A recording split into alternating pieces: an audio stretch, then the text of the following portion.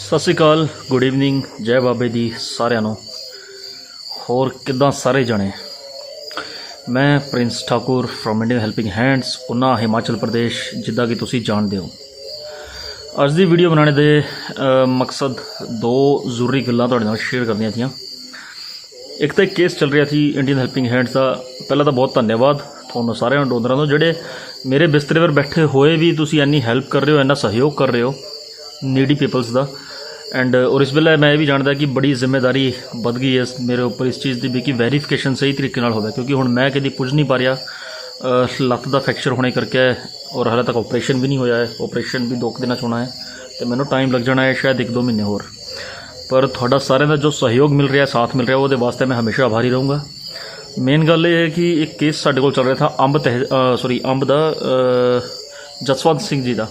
जसवंत सिंह जी काफ़ी एजड 80 साल के आस-पास दे एक बाबा जी थे, जिन्होंने एनल कैंसर हो गया था। उन्होंने अगे पिछे कोई था नहीं देखने वाला, तो अपने अंब ते ही सेवादार संजीव चौहान जी, उन्होंने काफ़ी सहयोग किया, टांडे तक पहुँचाया उन्होंने, और काफ़ी तुसी सारे ने अनुदान किया मिल के, और उन्होंने खर्चा खुर्चा जो भी बनया वो तुसी सारे ने चक्या। बहुत धन्यवादी तुहाडा दिलों रहूँगा मैं। पर अफसोस नाल दसना पड़ रहा कि अज सवेरा जसवंत सिंह जी का निधन हो गया। जिसले केस शुरू किया था तो कुछ साढ़े को पॉजिटिव थी चीज़ा कि उन्होंने जो है बच सकते हैं, इलाज हो जाना है, लेकिन बिच कितनी ना कितनी नेगलीजेंसी हुई उन्होंने दवाई को लैके, क्योंकि उन्होंने देख रेख वाला कोई बंदा था नहीं ढंग का। वो घरी कभी दवाई ढंग नाल लैंदे थे, नहीं लैंदे थे, कुछ इदा का सीन सामने आया था। फिर असी एक बंदा लाया था रेगूलर, पर जब तक केस काफ़ी खराब हो गया। मैं एक्चुअल च इन्होंने चीज़ों नहीं ज़्यादा डरदा, क्योंकि जिल्लै तुहाडी सेवा इन्नी तुहाडे खून पसीने की मेहनत की कमाई की लगती है, तो मैं चाहता कि वह कम से कम जो निष्कर्ष आवे वो पॉजिटिव आवे, और साडी सेवा है वो साकार होवे। साकार चलो सेवा तो तुहाडी इत्थे भी लगी है, पर अफसोस इस चीज़ का है कि जिस मकसद वास्ते वो असी शुरू की थी, इस बंदे की जीवन बचाने वास्ते, वो असी कर नहीं पाए। और मैं इसी करके मोस्टली कैंसर और किडनी के केसेस नहीं लेंदा, क्योंकि इन्हां बहुत घट चांसिस होंगे पेशेंट के बचने के। मैनूं नहीं पता मेरी सोच कित्थे तक सही है, हर किसी की अपनी अपनी सोच होती, लेकिन मैं सोचदा कि अगर इदां दे पेशेंट्स है जो बचना औखा है, जिन्हां दा ईवन मोस्टली चांसिस 0 के बराबर है, अगर वो 4th स्टेज का कैंसर है, या फिर वो डायलिसिस इन्ने ज़्यादा हो चुकी है कि किडनी मिलनी औखी है किडनी पेशेंट्स तो तुहानूं पता इंडियन हेल्पिंग हैंड वो केसेस इदां दे केसेस लैंदा ही नहीं है। लेकिन फिर भी मेरे काफ़ी दोस्त भाई बंधु हमेशा फोर्स करते और केसेस देंदे हैं। मैं थोड़ा सर में हाथ जोड़ के एक ही गल करदा है कि सर प्लीज़ हो सकता मैं तोते इन फ्यूचर इदां दे केसेस ना ले पावां, क्योंकि मैं खुद ये सोचता यार कि अगर उस बंदे ने बचना ही नहीं है, और डॉक्टर ने कहता है कि नहीं बस ये बच ही नहीं सकता है, ऑलमोस्ट नील चांसेस है, बहुत 2% किडनी केसेस चांसेस होंगे है कि अगर किडनी मिल जाए टाइम पर। लेकिन मैं बस तो यही राय चाहता इस वीडियो के थ्रू भी कि प्लीज़ मैंने जरूर दसो, क्योंकि इदा के केसेस हैंडल करना बड़ा औखा होंदा है।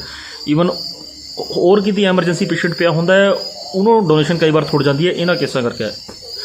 जान हर किसी की जरूरी है, और हर किसी को अपनी अपनी जान प्यारी होंदी। मैं इस गल समझदा कि कल मेरे पर गल आ गई, या किसी पर रब ना करे आ गई, तो फिर उहदे बारे भी क्या मेरे ख्याल रहूगे। मैं ये भी सोचता है कि अगर मेरे परिवार च जाती है तो मैं क्या इस तरीके नाल केस लैके आऊँगा किडनी दे या कैंसर के होरनां ते मदद मंगूँगा। ये चीज़ साकार हो सकती है जब तुहाडा और साडा मतलब असीं सारे मिल के ना चंगी तरह काम करिए, बंदे जोड़िए नाल, क्योंकि साडे कोल डोनेशन की काफ़ी कमी होंदी है कई बारी, और इन्हां केसां विच डोनेशन काफ़ी हाई लैवल पर लगती है। इदां दी गल नहीं कि केस किडनी और कैंसर के पेशेंट्स असीं लए नहीं और ठीक नहीं किए, जो ठीक हो सकते थे उसी कीते। कम से कम 8 से 9 cancer patients Indian helping hand ठीक कर चुकी है तुहाडे सारे दे डोनेशन के माध्यम नाल। किडनी पेशेंट फिलहाल ना दे बराबर है, कोई किडनी पेशेंट ठीक नहीं हो पाया था, 3-4 केसेस थे और सारे गुजर गए थे। लेकिन वो कहते ना जिथे चाह उत्थे राह, कोशिश करने च क्या जाता, तो इस करके कोशिश तो करते हैं, पर मैनू कई बार महसूस होता है कि वो डोनेशन साड़ी किसी होर ठीक जगह लग सकती थी। एनीवेज दूजी गल मैं तुहानूं ये दसना चाहता था कि जिद्दां कि तुसीं सारे जानते हैं 108 सेवा बंद हुई है, और एंबूलेंस की तो सानू पहले ही बड़ी किल्लत होंदी थी इंडियन हेल्पिंग हैंड्स तो, कि कई बार रात बराते सानू एंबूलेंस नहीं मिलती थी, गड्डी करानी पैंती थी, कभी प्राइवेट गड्डी कभी कुछ, कोई ना कोई जुगाड़ करके सानू काफ़ी पेशेंट्स के केसेस विच प्रॉब्लम्स आई है। तो हुण इस टाइम मैं तुहानूं दसां इन्ना मैं सक्षम तो है नहीं है, मैं कह नहीं सकता क्योंकि ये टाइम भी कुछ इदां दा चल रहा, करोना काल चल रहा, उपर ते पता नहीं किहड़ा मेरा बुरा काम रह गया सी जिहड़ा रब ने लाठी मारी तो मैं बिस्तरे जोगा हो गया इस वेले, और मैंने खड़े होने में कम से कम भी 2-3 महीने होर लग जाने हैं। लेकिन मैं जिथे तक जिहड़ी हद तक मैं जा सकता है उत्थे तक सेवा ज़रूर करूँगा, और बहुत जल्द कोशिश कर रहा मैं कि Indian helping hand as a trust registered होकर इंडियन हेल्पिंग हैंड की एक एंबूलेंस थानों प्रोवाइड हो जानी है उन्ने शहर जो कि निशुल्क होगी बिल्कुल उन्होंने वास्ते तो जो देने सक्षम नहीं है। इस गल का खास ध्यान रखियो। इंडियन हेल्पिंग हैंड्स की एंबूलेंस आएगी और ज़रूर आएगी और बहुत जल्द आएगी, और तुसी रात बराते जिस टाइम भी सेवा चाहते होंगे तो सेवा प्रोवाइड हो जानी है। लेकिन अगर तुसी देने सक्षम है तो तुसी दियो, अगर देने सक्षम नहीं है तो वो सेवा तुहाडे वास्ते फ्री होगी।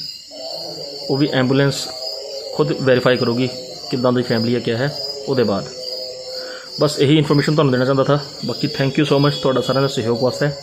परसों ऑपरेशन हो जाना है, फिर उसके बाद देखते हैं कितने तक जाती है कहानी। पर बहुत ज़्यादा उतावलापन है मेरे दिल च इस वेले कि जो केसेस पेंडिंग बचे हुए हैं, काफ़ी केसेस बच्चों के केसेस पेंडिंग बचे हुए हैं इस वेले, पर उत्थे तक पुज्जा कौन जावे कौन, गल सारी यही है।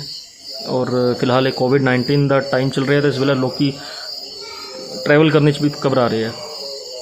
जब तक मैं जाके दसूँगा नहीं तो, या फिर दस भी देवां तो मैंने खुद नहीं ढंग नाल पता होना कि सिचुएशन एक्चुअल है क्या है ग्राउंड लैवल पर। तो मैं ये सोच रहा कि किसी ना किसी तरीके नाल होर कोई सोर्सिस निकाले जाए, कोई अपने बंदे भाई भैन बंधु जोड़े जान दूर दूर से। मैं चाहता कि प्लीज़ इदां दे मैंबर्स जरूर ऐड करो तुसीं दूर दूर से, और हो सके तो अपने ही एरिए आस पास एक टीम जरूर बनाओ अपनी जो केस वेरीफाई कर पाए। एंड वेरीफिकेशन पर तुहानूं काफ़ी ज़्यादा अलग अलग लैवलों पर उतरना पैना सर। बहुत ज़रूरी है कि तुसीं वेरीफिकेशन करनी सीखो ढंग नाल, क्योंकि कई केसिस मैं इदां देखे कि अगर घर सक्षम है लेकिन फिर भी भाई बंदी वगैरह च इदां दे मेरे को केसिस आते हैं कि डिसीजन मेकिंग बड़ी औखी हो जाती उस जगह। मैं चाहता कि प्लीज़ नीडी पीपल्स को पछाणो जिथे नीड है मोस्टली। और हाँ, अगर इंडियन हेल्पिंग हैंड्स के किसी मैंबर को जरूरत है तो तुहाडे वास्ते दरवाजे हमेशा खुले हैं कभी भी।